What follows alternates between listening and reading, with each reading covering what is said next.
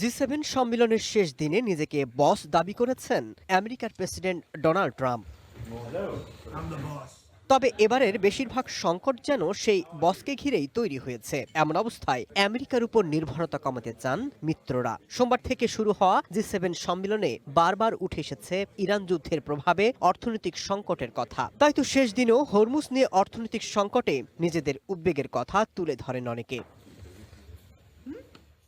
Iran এবং আমেরিকার চুক্তিকে স্বাগত জানালেও ভবিষ্যতে এই রুটের উপর নির্ভরতা কমানোর বিষয়ে একমত প্রকাশ করেন তারা। ইরান যেন পরমাণু অস্ত্র অর্জন করতে না পারে সেই নিশ্চয়তা চান জি7 নেতারা। সেই সাথে জেনেভাতে চুক্তি যাতে পাকাপোক্ত হয় সেই দাবিও ওঠে। এ সময় জি7 নেতারা লেবাননে অবিলম্বে যুদ্ধবিরতি দাবির পাশাপাশি হিজবুল্লাহ নিরস্ত্রীকরণেরও আহ্বান জানিয়েছেন।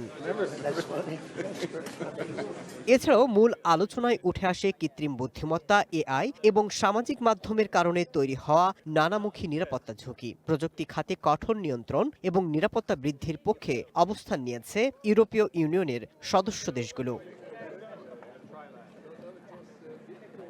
এদিকে ইউক্রেন ইস্যুতে তেমন কোনো সুখবর পাননি প্রেসিডেন্ট জেলেনস্কি। বরং রাশিয়া এবং ইউক্রেনকে একটি শান্তি চুক্তিতে পৌঁছানোর আহ্বান জানিয়েছেন ট্রাম্প। এদিকে ভার্সাই প্রাসাদে ডোনাল্ড ট্রাম্পের সাথে নৈশভোজের মাধ্যমে জি7 সম্মেলনের সমাপ্তি টানেন আয়োজক দেশ ফ্রান্সের president Emmanuel Macron. Masud Rana, one international desk.